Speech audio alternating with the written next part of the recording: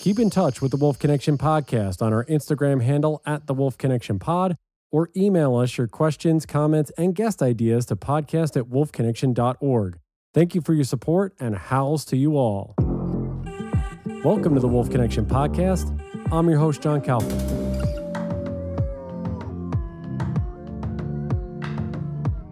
Long time no talk for our guest that Stephen and I have today. It's been probably 3.5 years, I want to say, since he's officially been on the podcast and just continuing to do incredible work in Yellowstone. But today we're going to talk about early career trajectory and talk about some Montana wolves with this individual, biological science technician in the Yellowstone Wolf, Cougar, and Elk Project for a little over 5 years, Jeremy SunderRaj. Jeremy, good friend, how are you? It's been a long time. How's everything going? Yes, it's going great. It's going great. How about you guys? We're good, man. I mean, California just waiting for these triple digits to get out of the way. Yeah, it's really annoying. Not that hot out here, but yeah, it's still been pretty warm. I don't know about triple digits though. But man, just like what's been going on with you? I mean, today, as I prefaced just before, we're going to really be going back into your early days of volunteering and career trajectory. I guess we'll kind of get into this, and it's so great to reconnect with you about the work that you did prior to Yellowstone, because we were talking about this prior.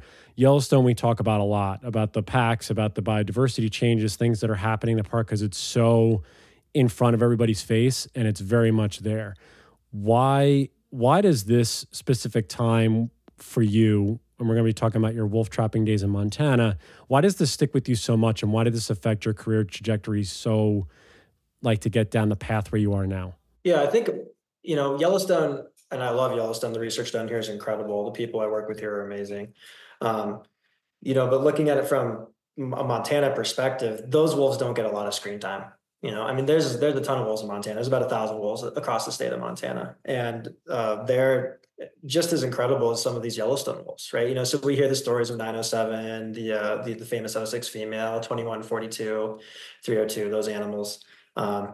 Their popularity is largely because they're right out in front of us in Lamar Valley or something along those lines, where people are able to see them every day and to tell their stories. And they get shown, they get shared on podcasts, social media, documentaries. But for every one of those wolves, there's tons of wolves in Montana that are, going through all kinds of crazy stuff. And their stories just don't get told because we don't see them every single day. And even working for the state, you didn't see them every single day. But following them, trapping them, learning their behavior, you got to see some of these animals were pretty incredible. Like I always think of it from like a hunting perspective. Yellowstone, we always, or the wolf advocates oftentimes get frustrated with the wolf hunting that's north of the park here. And we have pretty limited quotas if you think about it in the grand scheme of things. So this year we're going to have quotas of 3 in each of the units, 313 and 316, which over the long term has been kind of average for what our quota system has been in those 2 units. Maybe a little bit lower at some points. But relatively speaking, if you look at what wolves in Montana are still going through, they never got a break, right? Like, we had all those bills that were passed in the law a handful of years ago that allowed baiting, snaring, hunting at night.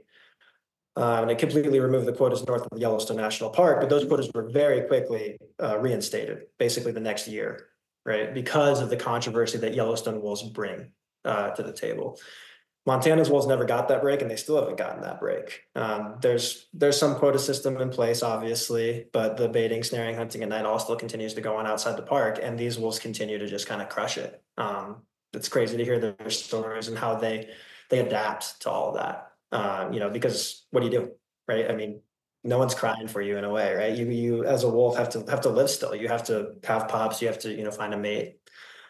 So they're pretty incredible animals. And, telling some of their stories to the best of my ability is I feel pretty important just because their stories don't get told a whole lot. I was reading over all of you, the words you sent over last night, and just every single detail that you had. And you said this was sort of a rehashing for you. I know you were going through your notes, but kind of a walk down memory lane for you, which is great to see for other people to hear your stories and to hear the stories of doing that. How do you get involved with becoming a wolf trapping volunteer? How does this even come about? Because I was looking at this, and were you out of college yet? Still in college? I can't remember what the timeline was exactly. I know it was 2016 to 2018.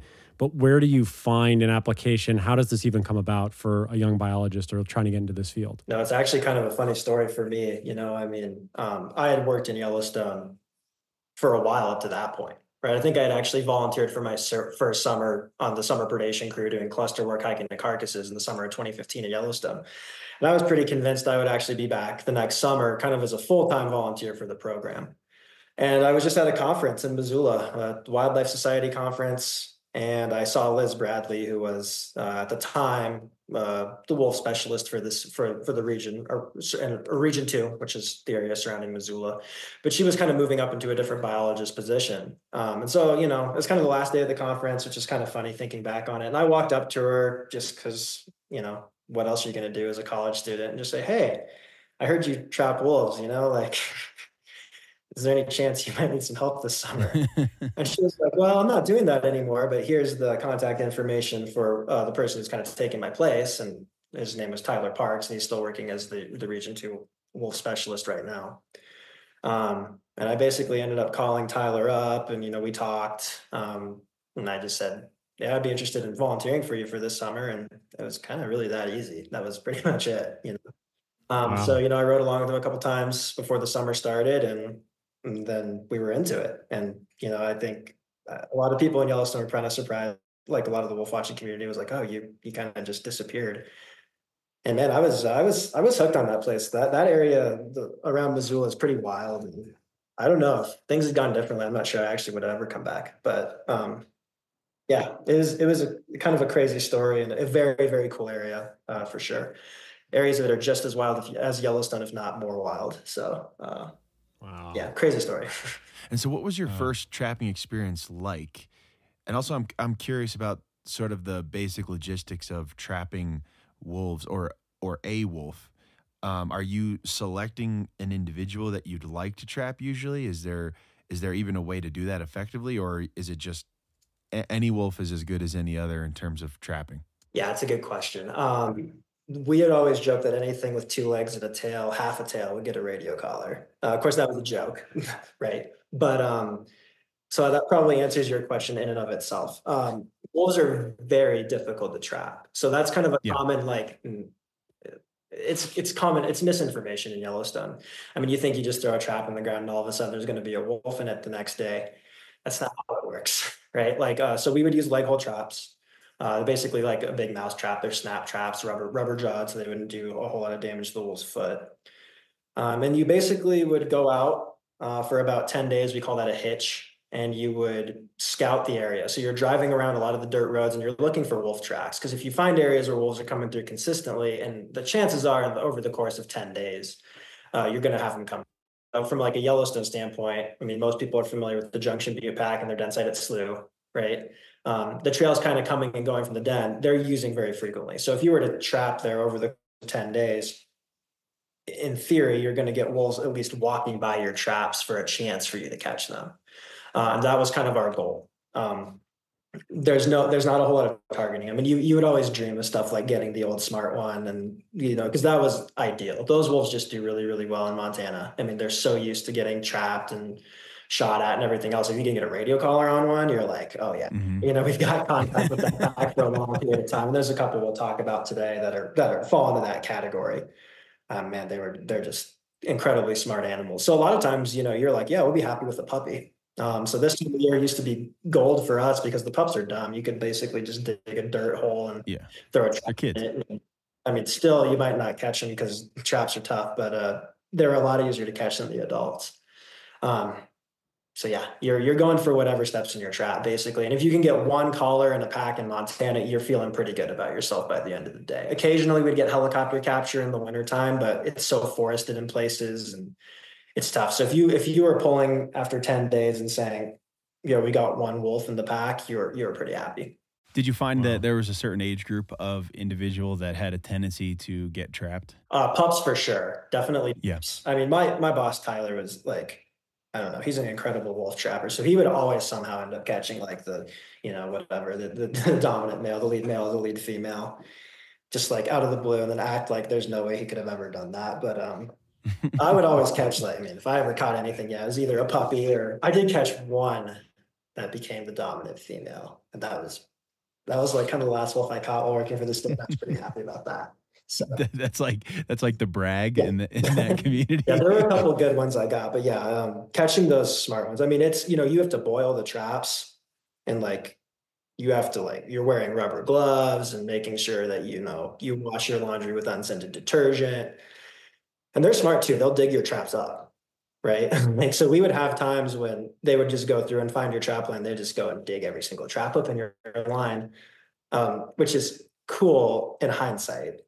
When you're trying to catch one for research purposes, it's pretty annoying because you have to reset all the traps. Each trap probably takes 30 minutes to an hour to set, and they're Mm. super heavy. You have to carry them all over the place.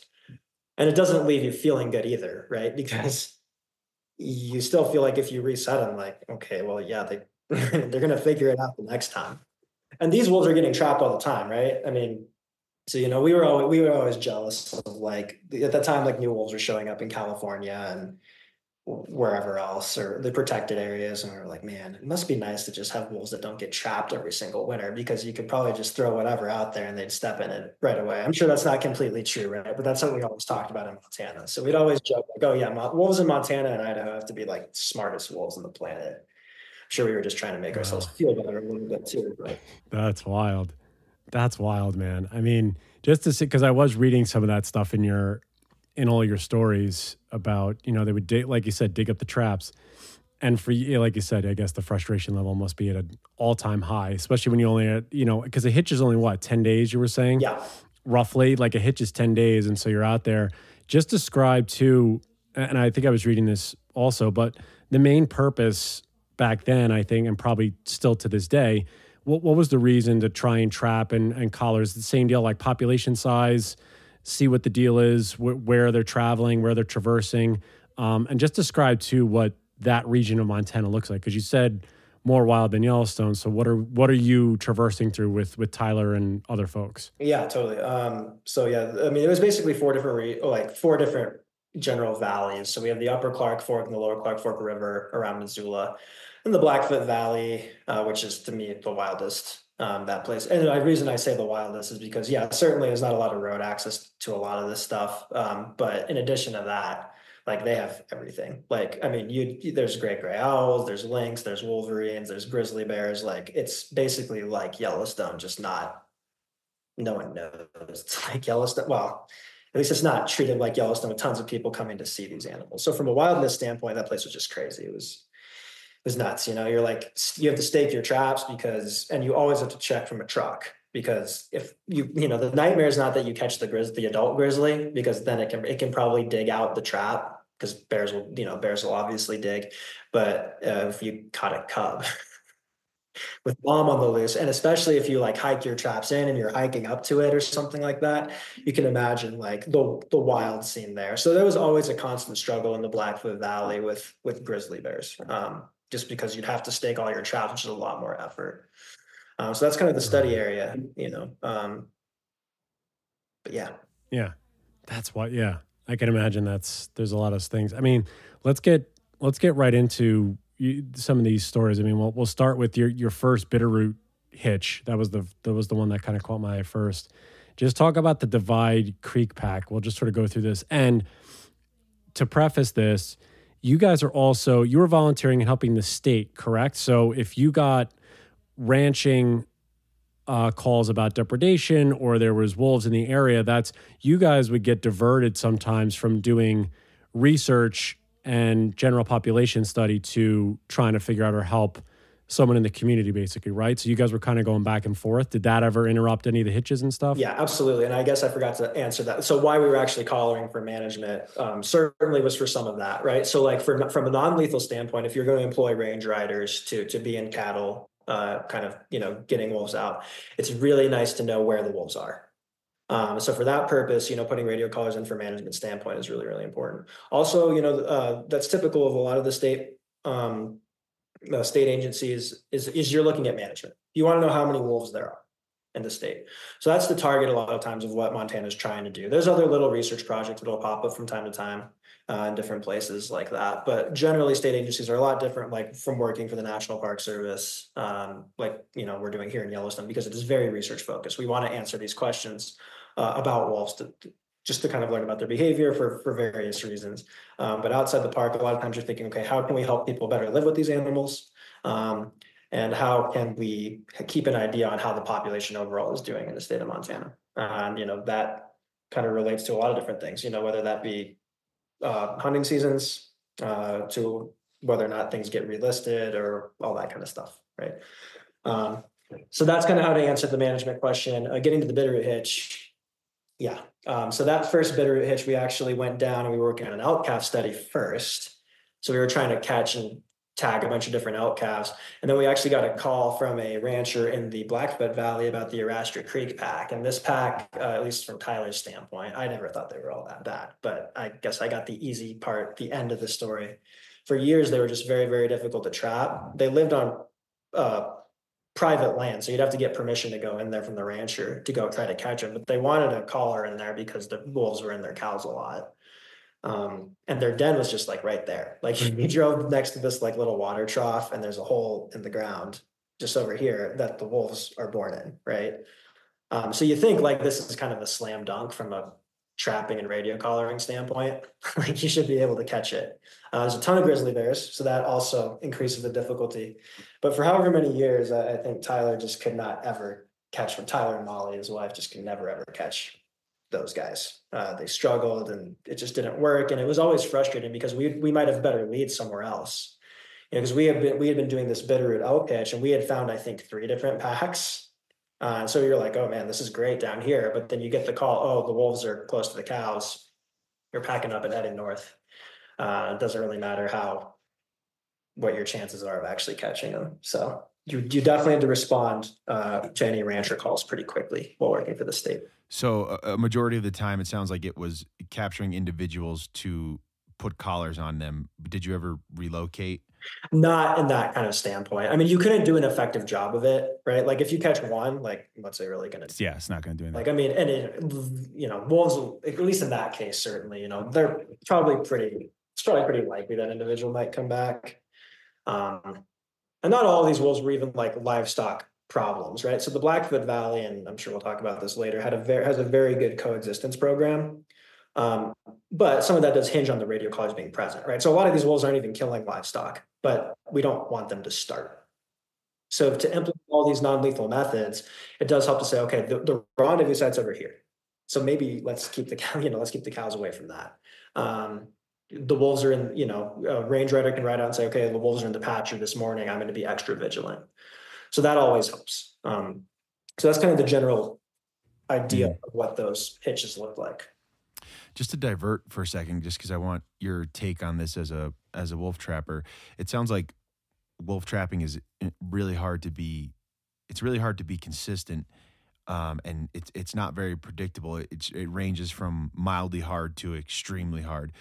So I'm curious what you think about the level of difficulty or the task ahead of the team that has to trap these Colorado wolves and relocate an entire pack. I think the alternative is it could be a lot worse. I'll just say that. Yeah. Right. Like for whatever has happened, and I get there's a lot of issues probably, I mean, there's a lot of rumors swirling about exactly what happens. And, Colorado Parks and Wildlife has been quiet about it for their own reasons, right? Sometimes it's better to keep that stuff out of the press. So obviously I'll respect what they're saying for that. But I think in the grand scheme of things, like a relocation is a lot better than a lethal removal. Right. And I wasn't even sure that they'd be able to relocate them. So, hopefully it all goes okay. At least it's a young enough pack that even the adults are pretty young. So hopefully it all goes well. Hopefully they can capture them quickly and they can move them to some kind of wildernessy area where they're not going to get in trouble again. As controversial as it might sound, it's tough when it's the only pack that's breeding, it's super tough. Like it's a little bit of an easier decision to maybe even go to lethal, I mean, I might get a lot of people might hate me for saying this, but it's a lot easier decision to go to lethal removal if you have, 5 or 6 packs that are breeding. So Colorado Parks, I think it's really important to just look at it from their perspective and how tough that is, how tough that situation is. These biologists are wolf fans, right? Like a lot of these guys do care about wolves. I've worked with those people, and they care about wolves a lot. So none of these decisions are made lightly. It's it's tough. It's just a tough thing. And I don't, obviously it's about as bad as it could be because you put these animals into Colorado, and the ones that start killing livestock, of course, are going to be the only ones with the pups. So you can just imagine, right? You're basically, you can do no right as a biologist in this situation. So like if you kill them, you're gonna really make the ranching community happy in this location, right? But then the pro wolf side's gonna hate you. If you just leave them there, you're gonna make the pro wolf side really happy, but then the ranchers are gonna absolutely hate you. If you move them, you're kind of maybe compromising a little bit. And a lot of times that's kind of the best way to go about it. Whether or not that's going to work or not, I mean, we'll see. It's a tough decision, right? And I don't envy any of the people that have to make those decisions because they're just going to get ripped up. Like even like me saying this, it makes me nervous because I could get ripped up for just saying that, right? So, but that's just the reality of being a biologist with some of these controversial and high profile wildlife issues. But from a trapper's perspective, how do you even accomplish it? Just being that it requires multiple people and a lot of time just to capture a single wolf. How do you I'm talking about from the technical aspect of being a trapper, how do you trap an entire pack of wolves? It'd be tough. Fortunately that group's only 5 individuals. Okay. And 3 of them are pups, so that's good, right? Like that already is going to make it a little bit easier for you. 1 is a working radio collar. But yeah, it's certainly not like, oh yeah, let's just go do this, right? I think about one case where it did work. It's not quite the same. Would be the case with the Rose Creek wolves in 1995 here in Yellowstone, right? Where wolf number 10. I mean, it's kind of the same situation. You have 2 recently reintroduced wolves left the park. In this case, of course, the dominant male is shot. And I mean, it was a mess for the biologist. I mean, if you remember that story, like wolf number 9 went off and moved the pups, and they caught her. And then they didn't know they had moved the pups until after they caught her. And so imagine that, right? Trying to go find those puppies without a radio collar and knowing that, they were a lot younger, knowing that how much time do you have to catch these animals, right? It's April, right? April, May, right? It's so early on. And that, they ended up bringing them acclimation pens, and that ended up working out okay. So I think a lot of these early reintroduction things they're tough. Yeah, totally. I mean, just to go into that with, as we kind of divert back, I guess, to Divide Creek back in Teepee Point and all that stuff, like the early part, what was that? What's that first trapping experience like for you? And, again, setting that up and we keep talking about Tyler and Tyler Parks and how well he was, as you described in your notes and in your stories of how good he was of tracking wolves and finding, prints and scat and things like that. What does it take to really be as good as he is to be able to track these animals? And then also, like you say, to get the wolves needed that are going to yield the best biological research result. Yeah, I think for him, it's just time spent in the field. I mean, he grew up out there, right? In a way, I feel like I grew up in Yellowstone. But certainly he can, he could pick out a wolf track. I don't even know. I haven't seen anything quite like that before. It'd be like this little dusty road, and you'd see something, and next thing you know, there we'd be at a rendezvous site, and I was like, okay, that's fine. I mean, I'm just kind of along for the ride, in a way. At least my first couple of times. So, but yeah, he's super, super good at it. But locating those wolves is always tough, right? So, like, you're basically you're doing a lot of driving, right? So like different hitches, I mean, oftentimes we'd split up, like sometimes it'd be me and Molly or myself and Molly or whatever, or myself and Tyler or something along those lines. And we'd split up and we'd try to run a couple different lines to kind of better target multiple packs. And then you're just driving basically every single dirt road in that area thinking like, okay, well, they have to walk on one of these at some point. And if you find a high concentration of tracks, you would start by setting traps in that area. Now, it's nice if you get a tip. Right? Like it's nice if you already know where they are in a certain area or something along those lines. Some of those more long-time dens. So the Divide Creek pack, we kind of already had an idea of where they were. So going into that was kind of our plan was like, you get down there and the first day you're going to go out that evening and you're going to set a handful of traps, however many you can get by the time you drove down from Missoula. And then, the next morning you're going to wake up early, you're going to check your traps, see if there's any wolves in them. If you get any, that's awesome. But like, the chances of that are probably pretty slim. And then you spend the rest of the day scouting for other packs or trying to scout the Divide Creek pack more strongly. And then, so when you finally get that first, because now did you, was this the one that you collared the male and then the 5 pups were around or something like that? I remember this kind of with the Divide Creek, right? So that was like, yeah, it was a cool story. So that was the first wolf capture I ever was on. And, you know, it's a kind of a surreal experience just because you're not really used to what trapping is until you're there. And so these things are just like concealed in the ground. You couldn't see it, right? And you bait them with some kind of scent lure. And in theory, hopefully the wolf comes along and steps in the right spot and gets stuck. And so this male was super calm. And we walked up on it, like, so, you know, we looked down into the marsh there, and he was kind of tangled up in the trap. And he was just chilling, you know, he was just sitting there. And he kind of looked up at us and he had a radio collar on.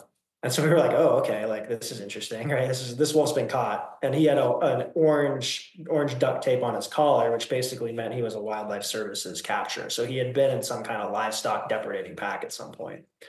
But, you know, so it was actually in Region 3, which is somewhere closer, at least closer to Yellowstone. I'm not sure exactly. I don't think we ever figured out exactly where he came from, which is whatever it was.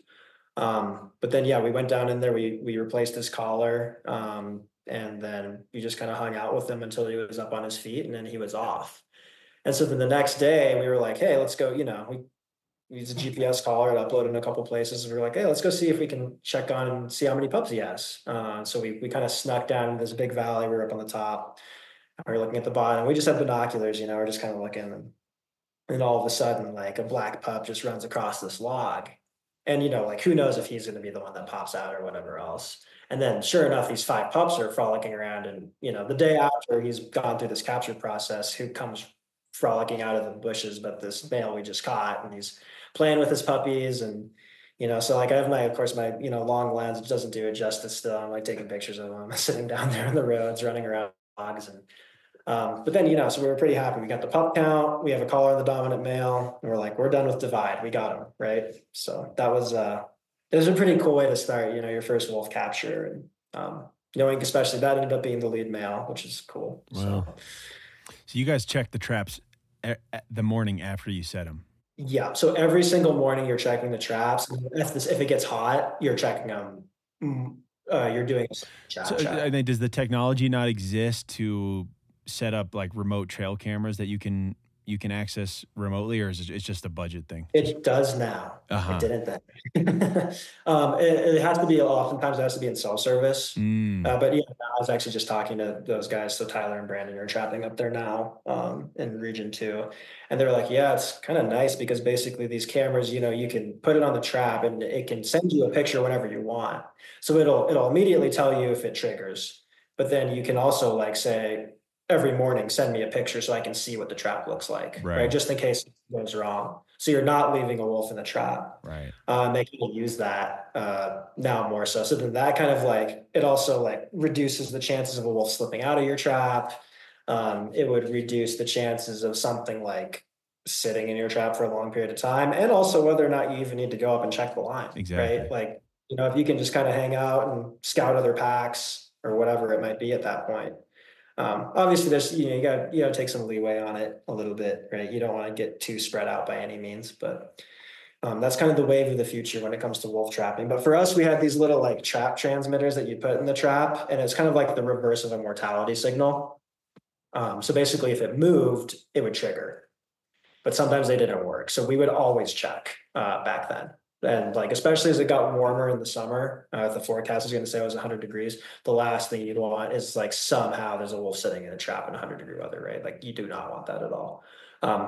We never and all the times I was trapping there, we never had anything like that happen. I mean, you actually got to the point where you hated second trap check because you had to do it, but like you knew there wasn't going to be anything. I don't think any of us have ever caught a wolf in the second trap check, but you do it just because if that happens one, you know, especially if it's like a pup or something, like just imagine a pup. It's just kind of your nightmare as a biologist, as a pup, like overheating and dying in a trap. It's, you know, so you do the best you can to make sure that doesn't happen. And we never had it happen. So. It's hard to trap wolves because you never know where they're going to be or when they approach a trap site, they can just tell something's off? Both. Yeah. And probably more, right? So number one, these animals are super smart, right? Like, um, they're getting trapped all the time. So they see this. And especially if you're someone who's not experienced, Yeah. if they can smell you, right? Like, Yeah. so if they're keying in on that, you're going to have trouble. The other thing is that wolves do move periodically, right? Whether that be because all of a sudden, oh, there's a disturbance close to me, there's people trapping, right? I don't like that. They're going to pick up and move, or they just move because they do, right? Like that's what wolves do periodically throughout the summer. And all of a sudden, if they move, you're kind of out of luck. So that's why it's complicated, right? I don't think just like certainly if it's your first time trapping, you're not. I mean, I don't know if there's anyone who's like naturally good at trapping. I'll just say that. You mean just like selecting the right setup and the right location? Totally. Yeah. Yeah, because I mean, you got to make them step. I mean, the pan's what through. I mean, it's probably like They have to step in it. 2 inches, 3 inches across. If they step on the side of it, it's going to Jeez. snap and they're going to pull out of it. If they rock the jaw, they know it's not normal and they're going to go away. If it's some kind of scent that they're like, yeah, whatever. I mean, this seems kind of weird. That's it. God. So that's why, I mean, it's way harder than people think it is. I mean, just, I don't know. I mean, like what, again, diverting slightly, just wolves' brains. How, I mean, like just give everybody, I think, an idea. I think we probably talked about this before, but just the size of their brains and how much smarter, I guess, they are than your average canid that people have in their house. Yeah, I mean, all the details I'll admit I don't know, about brain size when it comes to wolves, but man, it's crazy when you just hear stories of how easy it is to catch other things. And some of them don't care, right? Like you catch a bear by putting a bunch of meat in a culvert trap, right? You can catch mountain lions in box traps. You can't catch a wolf in a box trap. Really? Like I mean, every now and then you hear about some crazy thing. Well, a couple of years ago we had a wolf go in a culvert here in Yellowstone, but that's not something you hear of a whole lot. So like you're using I mean, it's almost like baking a cake, right? When you're blending a trap, I mean, you're trying to make this thing look like it's the dirt. Yep. And if it doesn't, like, they know, they'll figure it out. So it's kind of like an art for sure to get these animals. Not easy for sure. Yeah, it's just they're so spatially aware, right? They gotta be. Yeah. They're just like just the surrounding. Because even in an enclosure, in a habitat where it's they know every square inch, centimeter of that place better. We could go up and down and be like, yeah, I know everything. It's like no, they found like the place where there's a gopher that buries up every single time or whatever it is. It's just amazing their spatial awareness. And where they are. You think of Montana, especially, right? Like these, I mean, especially these older individuals, which are super, it's super cool to see some of these older wolves, right? Wyoming, we've heard stories recently of like a 13.5-year-old male wolf that lived in Wyoming and he just died and he was living on the Idaho-Wyoming line, right? So like read between the lines on that one, figure that out. But that's crazy. Yeah. He's 13.5 years old, right? And so these animals, you give them 13.5 years and they're living in the same general territory. Yeah, you better believe they know the trails and the surroundings, the scents that they walk on, right? And yeah, they'll key into this stuff, especially the older individuals that are more experienced. Yeah. I mean, talk about this. I feel like this is a good segue to the Trapper Peak Pack story that you shared, where you guys were, I think you and Tyler you were tracking, I don't know if you were tracking the Trapper Peak Pack specifically, but you're walking up a road, and I'll let you sort of take it from there. And it was like you had an encounter, and then there was a capture that was kind of right after that. Go into that story, which was pretty unique. Yeah, it was crazy because we had just caught, I think we just caught the TP male that morning or something like right in there, right along those lines. And so I was kind of like, Tyler, aren't we like happy enough right now, right? Like, I feel like I think we had gotten back down to the bitter. It was pretty late. And he's like, I see a wolf track on this trail. And I was like, I don't see anything, but okay, whatever. Right. So like we're walking down this trail. And all of a sudden we just end up in this like thicket and it's just like super dense, super forested. And he just like looks at me and said, they're just, the only thing walking on this trail is wolves. And I was like, look, kind of like just this bewildered look of like a whatever. I think I was a sophomore in college or something, right? I'm just like, whoa, this is crazy. And then all of a sudden this wolf starts barking. Right. So I look over and there's this huge, like, I mean, it's a big wolf.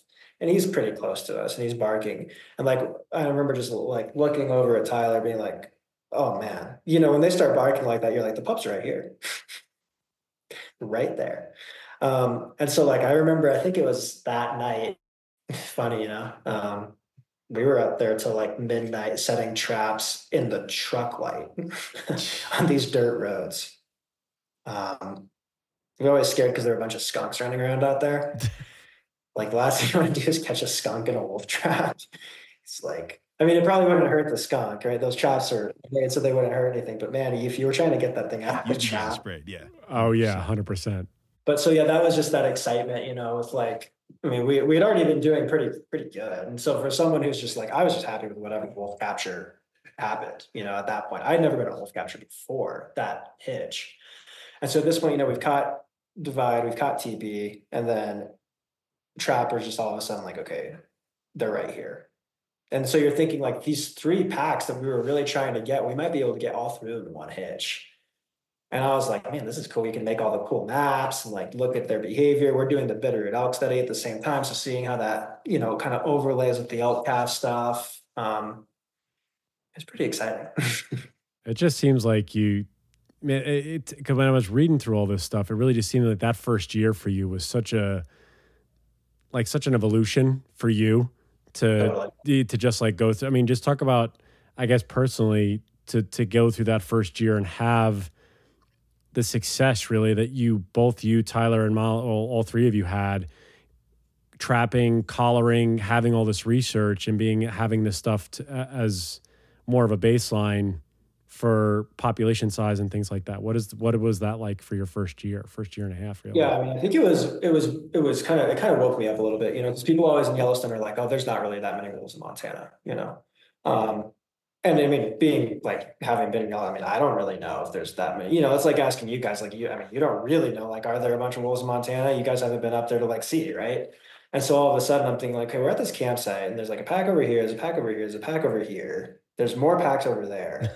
And you're like, there actually are quite a lot of wolves here, right? Divide's got 5 pups. The teepee wolves, that was the other crazy story, was the teepee pups. I mean, I kind of just found those randomly the same time Tyler found the divide pups. It was like driving down a dirt road, and I had a volunteer with me. And I was like, I'm going to howl and just see if we can get anything to howl back at us. And so I just howled. And all of a sudden I hear howling coming like across the road next to me. I'm like, this has got to be coyotes, right? Like, there's no way. And these 2 black wolf pups just come sprinting down the road at me. And I'm like, oh, cool, right? Like, score. But like, I mean, it's pretty, they're well distributed. So you learn that pretty quickly. They do pretty well, despite, what they're kind of subject to when it comes to harvest and all that kind of stuff. So that was just an experience that kind of just wakes you up, realizing like what trapping actually looks like, realizing that like it's not these like, it's not the metal spikes, right, that you're expecting to see, right? Like the trapping has whatever issues that people bring up, and some of that is certainly true, right? Like I've seen wolves in a lot of traps, and I could never bring myself to kill one seeing some of their reactions in those traps, right? I'll just say that myself. But yeah, I mean, you learn all kinds of little different things that you just see from someone else's perspective, which I think is really, really helpful, because it's easy to sit back, regardless of what side you're on or what your opinion is, to sit back, oh, like, this is where I am watching wolves in Yellowstone, and this is where I am as a trapper, but to kind of take on someone else's point of view really helps you just see what that means, right? And so the Bitterroot hitch is just really quickly kind of waking you up to like, yeah, there are quite a few wolves up here. That was just a realization in and of itself in that moment, right? This is just the Southern Bitterroot Valley. So yeah, it was all pretty cool. Yeah. Talk about your first solo scouting trip. That was, I think, Seeley Valley. That was it was in the Blackfoot Valley, but it's the Seeley Lake pack, right? Am I saying that correct? Yeah. Yeah. Seeley Lake was that group. So we didn't really have a radio caller in that group. And we went, so Tyler at times would be like, okay, I'm going to set traps here. I'm going to send you as a volunteer to go like look over here for wolf tracks. Like, okay, cool, whatever, So, you go up, I lived in the Blackfoot Valley that summer. And so Seeley's like, there's a nice ice cream shop there, and it's like 20 minutes away. So I'm like, cool, Seeley's fine, right? Like, whatever. So, you're driving around, and I just don't think I quite understood like that first trip what I was looking for, because there's like wolf sign like pretty like it's kind of all over the place. There's like wolf scats and tracks, and I'm like, yeah, it's. I told Tyler, I was like, yeah, it's pretty good, but like I don't really know. And then like later that summer, some guy walked into the FWP office and dropped off a radio collar that he had just found laying on the ground somewhere out there, where kind of where I had been scouting. And so fortunately it was a GPS collar. And we pulled the data off the collar, and it was a wolf that had been collared in the blowout pack, which was not in our region. But then you could see this like a bunch of points right where he was born, and then this line, and he just made another huge bunch of points over at Seeley Lake. So you're like, okay, there's a new pack here at Seeley Lake. And by this point, you're like, yeah, we can get these guys, right? We'd already caught Trapper, Divide, and TP, and we'd done pretty well like, on all those other little packs we had gotten. And then all of a sudden, you just realize that, yeah, wolves are actually pretty tough. So like we're trying to follow these wolves around this pretty small area, and it's getting to be a really long hitch, right? Like we just keep pushing. It's 10 days and we still can't get them. So we keep expanding. Okay, then it's 15 days. And then it's 20 days. And you're like, okay, like, I don't know, we can't go on a whole lot longer, right? Like we've got, I mean, we got to go home, we got to do whatever else. We're running out of supplies, clothes, whatever else it might be. And then we caught a puppy. And at that age, like August, pups are usually old enough to hold a radio collar if you pat it with duct tape, and they'll grow into it, and eventually the foam will kind of fall out, right? And so that works pretty well. It's a pretty effective way of catching wolves that aren't as smart, but still having them contribute to your research going on further, especially with these, a small pack like this. We thought there were 3 adults in the group. And so we were pretty excited to catch this puppy. And I remember I was actually listening to the receiver to the pup's collar the very next morning. This is like the 21st day coming up. And the collar shifted to mortality less than 24 hours later. And so that basically, the pup had chewed the collar off already, right? In that short period of time. I just remember reaching down and just turning the receiver off in frustration at that point, right? Like, oh man, we're never going to get these guys. And then it was the last day that we were literally checking the last trap, and we drove over and we heard something rattling in the trap, and we walk up, and we couldn't go on much longer, right? Like I'm wearing my pink Nike basketball socks. That's what I was down to at that point. And there's an adult wolf in the trap. And like, I like to, say that it was my trap that caught it, even though Tyler fixed it a lot, but technically it was me. So I do like to throw that one out. But then we put a radio collar on him, and we were done. We got him. So that was an exciting moment for sure. Yeah. It really does seem like there's a lot of camaraderie there. It's almost like who can get the most or have the most research, but it's in just the amount of camaraderie that you guys have to do this work. I mean, when you talk about running out of supplies too, because that's something, are you guys out there camping? Are you lodging somewhere close to town? I saw some of that stuff too with these hitches. What's the typical? I know 10 days is your typical hitch, but what kind of conditions are we talking about for the research angle, and where you guys are at and what you're taking with you to be able to do this work? Yeah, good question. It's totally dependent on like where you're at. Like sometimes there's bunkhouses, right? A couple different places. A lot of times we were just camping, right? So, you're in a tent for however many days, and, you're kind of living out of a cooler or whatever it might be. So by the time you get to 20 days, you've been in the field for a long time. And part of you wonders too, like, is it even worth continuing, right? Like, I mean, you have 3 adults in this pack, the pups really aren't working out for you. When do you just cut your losses and say, okay, we probably can go find someone else? Give this pack another year to grow up, you have 3 more individuals to target.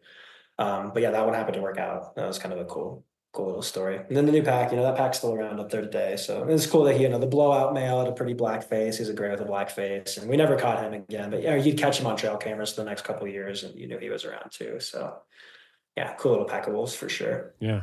So it's really interesting. You're out in the field, and you're sort of forced to have this realization that there are maybe more wolves than you originally had thought there were or would be in these research areas. And so what does that sort of mean to you or say to you in terms of the future of counting wolves, or how to get the best read on population sizes so that we can have a more accurate picture of what's out there? Or I guess what else can be said about the discrepancy between what you thought there would be versus what you experienced? What other thoughts go through your mind about that?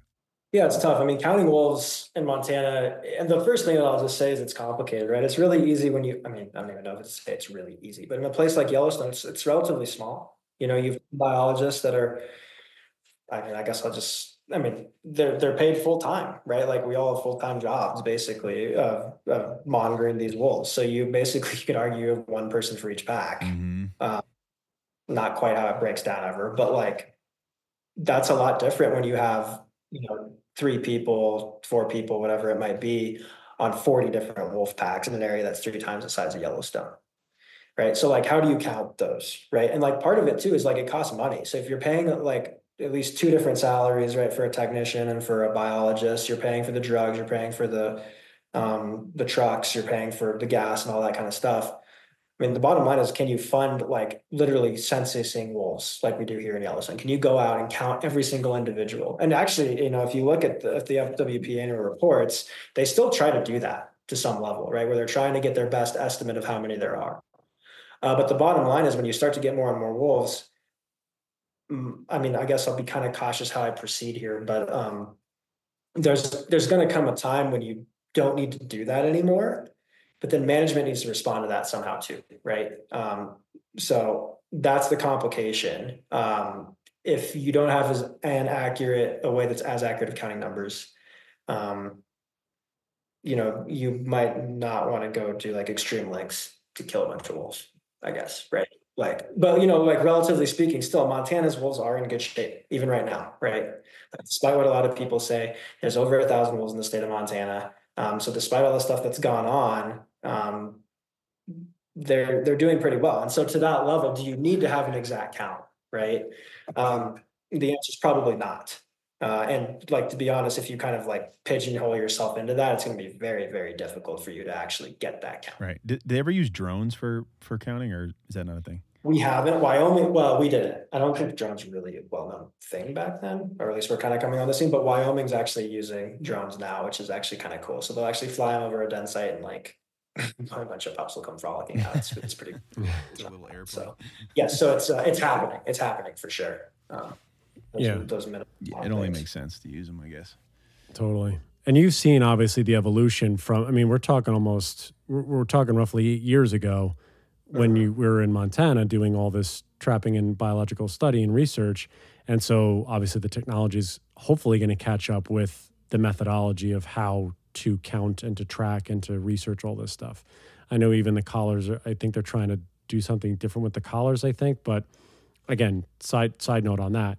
But yeah, it just seems as though hopefully with the tools getting better, it'll make things a little bit more accurate and easier so that, like you said, a lot of these conversations can be a little bit more even-keeled and measured as opposed to trying to figure out what one method is saying as opposed to another. And that's where we get into arguments and nothing really gets solved in those directions, I guess. Yeah, the bottom line is I think that's what we all want to do, right? Even state agencies, National Park Service. I mean, our job is to like, push science forward, right? And so like, how can we do better at our job? How can we count wolves better? So, we've talked a little bit about the bioacoustics program that we're starting up here in Yellowstone National Park. That's kind of cutting edge, kind of new. We'll see what happens with that. Obviously, you guys will probably be hearing quite a bit more about that over the next handful of years as we ramp up this winter to look at that. How that applies to the states kind of remains to be seen. Right now, is it a feasible way to count wolves? Probably not. Battery life's an issue.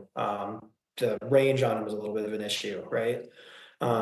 But we'll see. We'll see what happens going forward. Things like that change, and maybe that is another way to efficiently count wolves, right? Including some of these other things like patch occupancy modeling or IPOM, and so using a combination of these different things can inform your decisions. So I think using all those different aspects of how to do it, right? Like, I mean, you're still doing minimum counts at some level. You're including modeling, you're including stuff like kind of cutting edge new stuff to do the best you can to basically count a very hard animal to count. Yeah. Impossible. Yeah, totally. I want to get to a couple of stories you had too, because we're on this sort of coexistence angle here a little bit.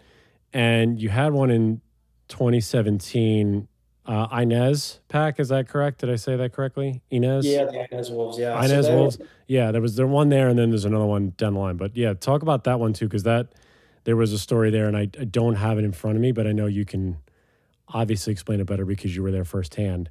yeah. And this was after Silver Lake, the Silver Lake pack, where that because we talked about a lot of how they outsmart and they were, I think those were the ones that were digging up your traps, if I remember correctly. I think Silver Lake, right? Yeah. Silver Lake was the worst because like the second I was talking about Silver Lake just for a second first, but like Yeah, so go ahead. Yeah, Molly and I went to go trap the Silver Lake pack, and they live pretty close to Ida, right? Very forested area, super thick. And man, it still bugs me a little bit actually thinking about them.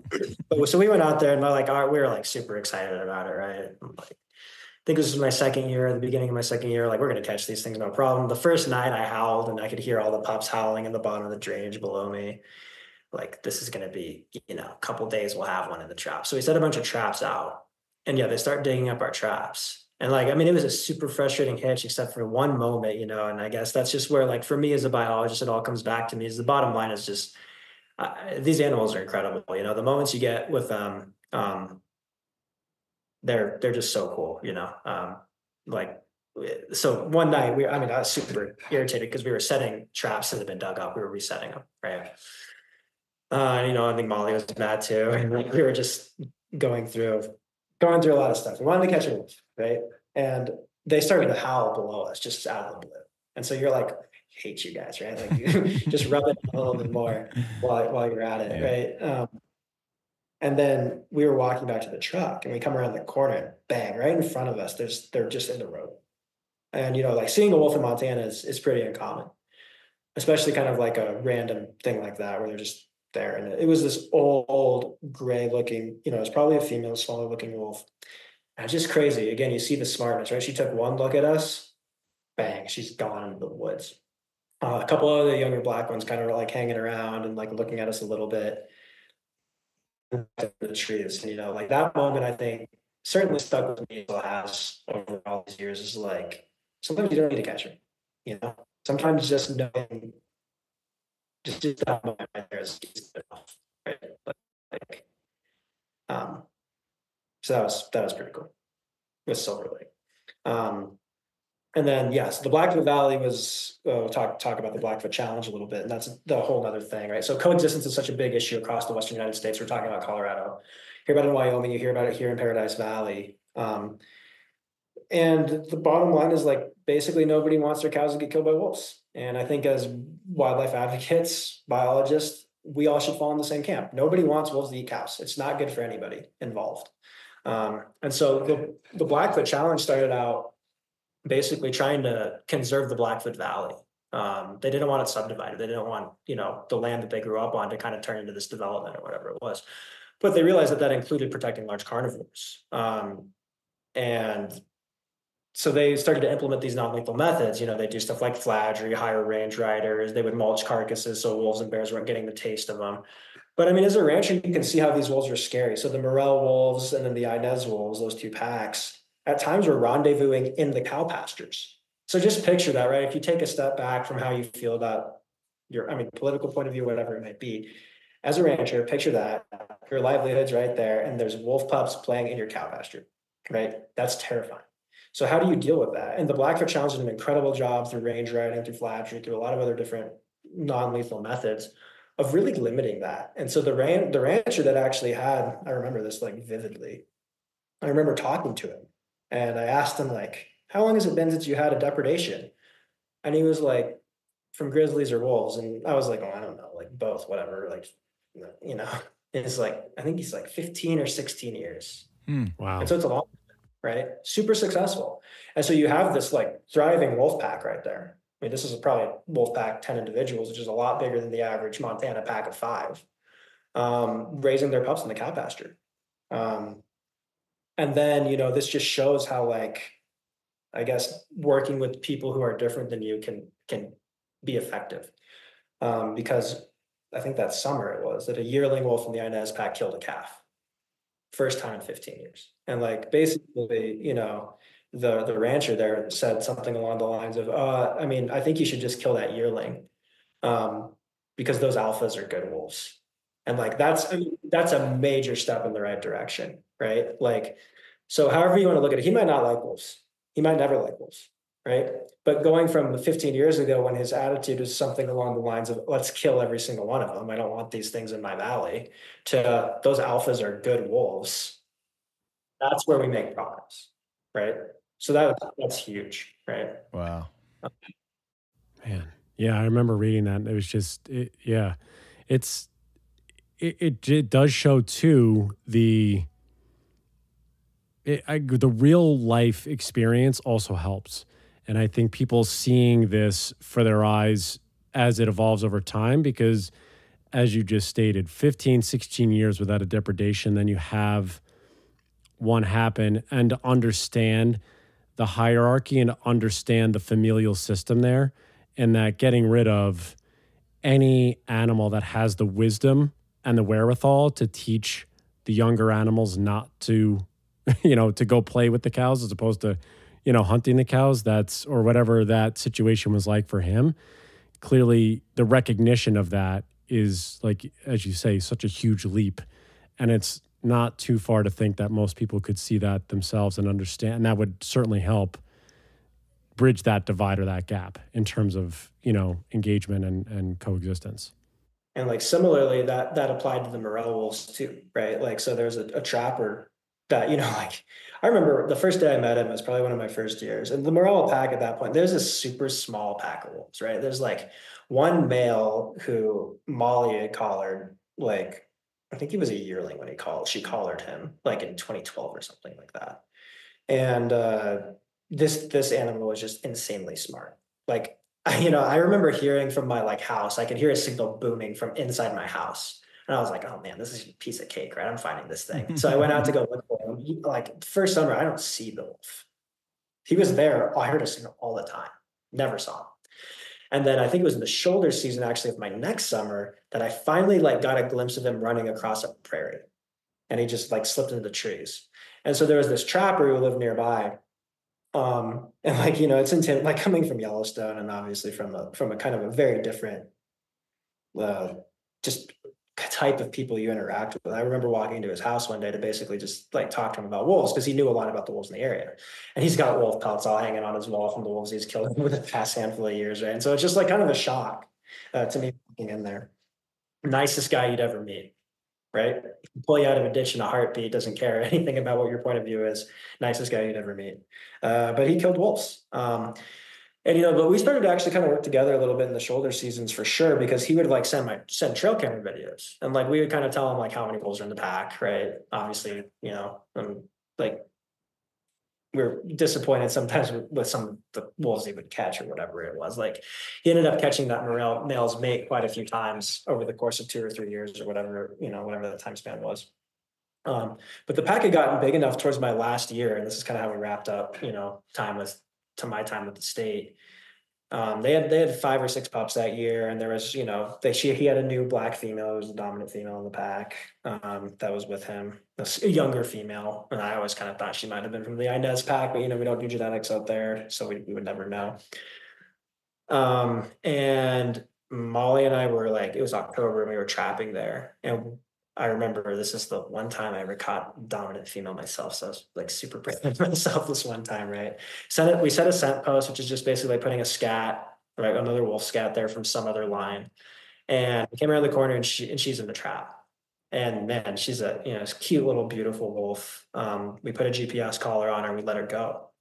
A couple of weeks go by, and I'm talking to the trapper, and I say, "Yeah, we caught the dominant female. Can I just keep an eye out for her in your trail camera videos?" And he says, "Oh, if I catch her, I'll kick her loose." And I was just kind of shocked in that moment, like, okay, right? Like, what else is there to say? I can't say anything that's gonna drive that point home any further, but how those relationships can change, right? Someone goes from I'm gonna kill every single wolf to they're okay to have on the landscape. But then also in turn, as a biologist or as a wolf advocate or whatever you kind of want to call the group that we generally fall into, realizing that you have to kind of come to that middle ground a little bit too, and realize these animals can be problematic, and there are a lot of them, right?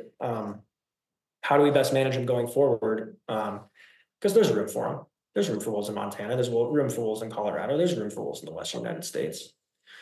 But we have to realize it's not 1,400 anymore, right?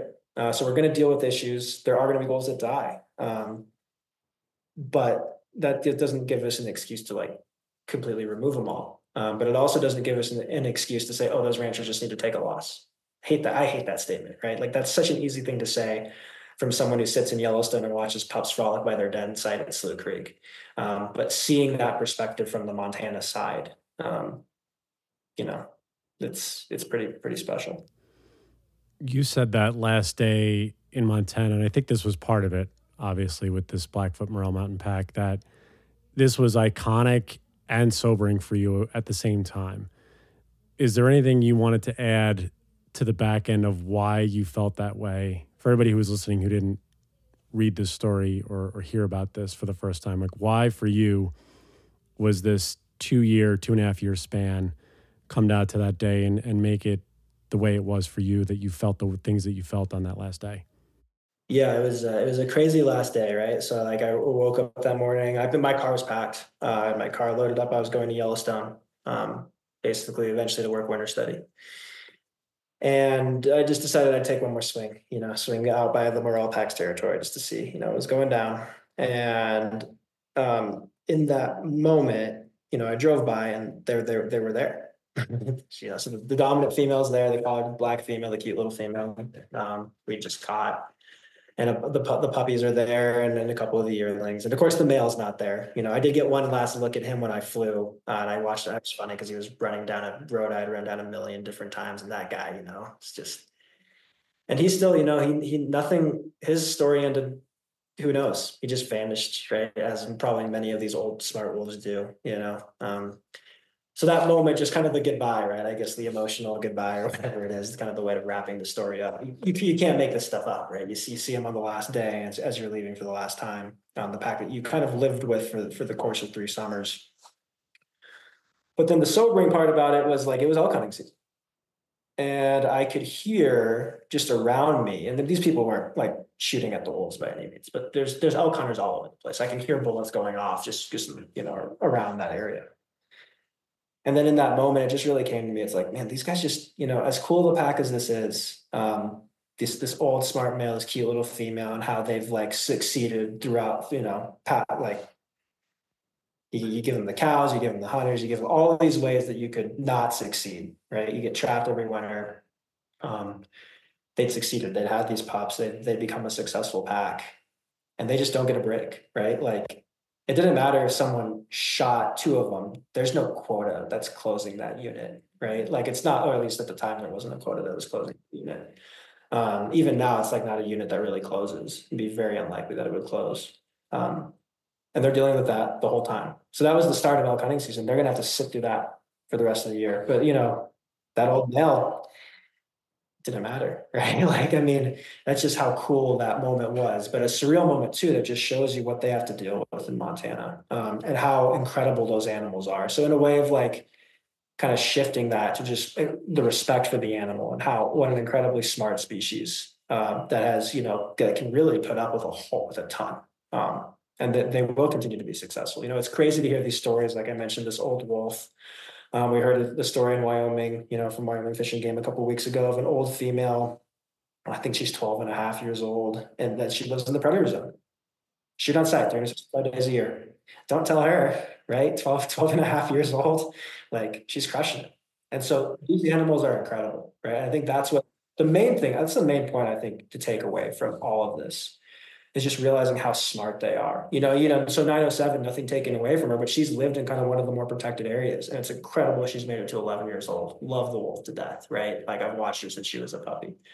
But when you hear these stories of these other old wolves, and even now and then, Tyler, Molly, or Brandon or someone will text me a picture of some wolf they caught. I'm like, man, it's this white old thing. It's probably like 10 years old, right? And so like, yeah, for the past 3 or 4 years, it's been living with all these regulations that wolf advocates freak out about. And yeah, they continue to do, they're just incredible animals. Wow. They're wild. Man. I think there's a book deal in your future. Yeah, who knows? I think I'm a ways away from that, but yeah, I want those stories to get told to those guys. So yeah. Well, we appreciate you sharing the stories. I mean, these are things that we don't get to see, experience, and you all are the ones that are able to share this stuff with us. And we appreciate the long email. We appreciate the stories and all of your experience going through it, because it only makes pushes the conversation forward and really, like you said, shares the tales of these incredible wolves, these amazing animals, and really, just shows the resilience and the smarts that they have to coexist on this landscape for as long as they have, with all the things that are happening now. Absolutely. Yeah.